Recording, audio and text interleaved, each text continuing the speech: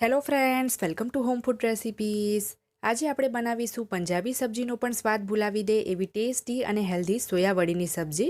આ સોયાવડી ખૂબ જ વધારે ન્યુટ્રિશિયસ હોય છે. જેમને ડાયાબિટીસ હોય એમના માટે એ ઘણી ફાયદાકારક છે અને પ્રોટીનનો સારો એવો સ્ત્રોત છે. ઉપરથી વિટામિન B12ની કમી પણ એ થોડી ઘણી દૂર કરે છે.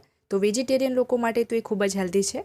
તો આ સોયાવડીને તમે આ રીતે શાક બનાવીને, પુલાવ બિરયાનીમાં એડ કરીને કે પછી બીજી કોઈ પણ રેસીપી બનાવીને તમારા ડાયટમાં સામેલ કરી શકો છો. તો ચલો એને બનાવવાનું શરૂ કરીએ. તો સૌથી પહેલાં અહીંયા મેં 80 ગ્રામ જેટલા સોયાબીન એટલે કે સોયાવડી લીધી છે. આ 3 વ્યક્તિના હિસાબથી જો શાક બનાવવું હોય તો મેઝરમેન્ટ પરફેક્ટ છે. તો આ સોયાવડીને તમે જો આ રીતે પેકેટમાં ખરીદવા માંગો તો પણ મળી જાય છે અને લૂઝ લેવી હોય તો મોલ કે કરિયાણાના શોપમાં પણ આરામથી મળી જાય છે. તો હવે આ સોયાવડીને આપણે બાફી લેવાની છે. તો બોઇલ કરવા માટે એક પેનમાં મેં 2 કપ એટલે કે અડધા લીટર જેટલું પાણી ગરમ કરવા મૂકી દીધું હતું. પાણી ઉકળી જાય એટલે 1 ચમચી મીઠું એડ કરીશું અને હવે આપણે એની અંદર જે સોયાવડી છે એ એડ કરી દઈશું. હવે આપણે આ સોયાવડીને 5 થી 6 મિનિટ માટે મીડિયમ ફ્લેમ ઉપર ઉકાળી લેવાની છે. તો એની ઉપર આપણે એક પ્લેટ લઈને થોડી સાઈડ પરથી ખુલ્લી રહે એવી રીતે ઢાંકી દઈશું. થોડી ખુલ્લી હશે તો પાણી બહાર નહીં આવે ઉભરાઈને.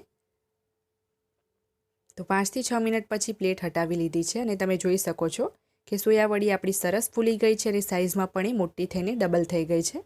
તો હવે આપણે ગેસ બંધ કરી દઈએ અને આનું બધું જ ગરમ પાણી નિતારીને આપણે હવે એને અલગ કરી લઈશું. અને આ સોયાવડી અત્યારે ખૂબ જ ગરમ છે તો આપણે એને ટોટલી ઠંડી થવા દેવાની છે.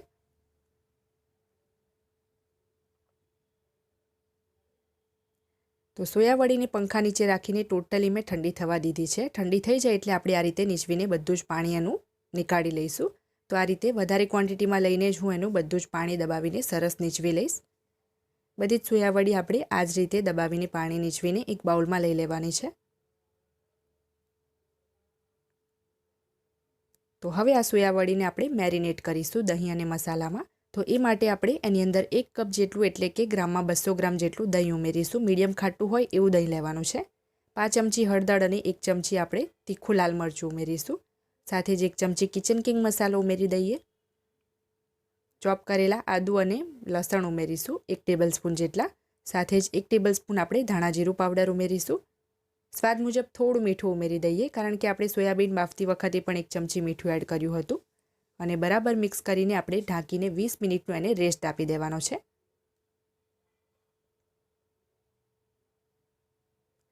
તો ત્યાં સુધીમાં આપણે ગ્રેવીની તૈયારી કરીશું. તો એ માટે એક પેનમાં 1 ટેબલસ્પૂન જેટલું તેલ ઉમેરીશું. તેલ ગરમ થાય એટલે 1 ચમચી જીરું અને ખડા મસાલામાં 2 લવિંગ, અડધા ઇંચનો તજનો ટુકડો અને 1 બાદિયો ઉમેર્યો છે. હવે આપણે એમાં 2 તીખા લીલા મરચાં, અડધા ઇંચનો આદુનો ટુકડો અને 7 થી 8 લસણની કળી ઉમેરી છે. સાથે જ 1 ચમચી મગજતરીના બી અને 8 થી 10 કાજુ ઉમેર્યા છે. બધું જ આપણે 1 મિનિટ મીડિયમ ફ્લેમ ઉપર સાંતળી લેવાનું છે. 1 મિનિટ સાંતળાય પછી આપણે એમાં 2 મોટી સાઇઝના લાંબા કાપેલા કાંદા એડ કરી દઈશું. કાંદાને બારીક નથી કાપવાના, આ રીતે રફલી જ ચોપ કરીને આપણે એને લાઇટ બ્રાઉન થાય ત્યાં સુધી 5 થી 6 મિનિટ માટે કૂક થવા દઈએ.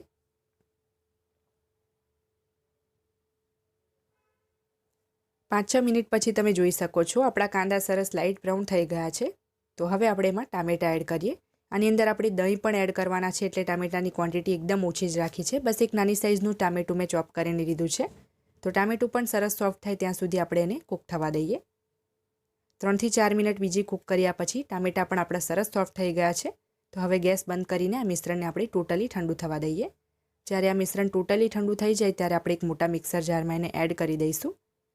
ધ્યાન રાખવું કે ખડા મસાલા સાથે જ એને પીસવાનું છે, ખડા મસાલા કાઢી નથી નાખવાના. તો પીસતી વખતે 2-3 ચમચી આપણે એમાં પાણી એડ કરી દઈએ અને એકદમ સ્મૂધ એને પીસી લેવાનું છે.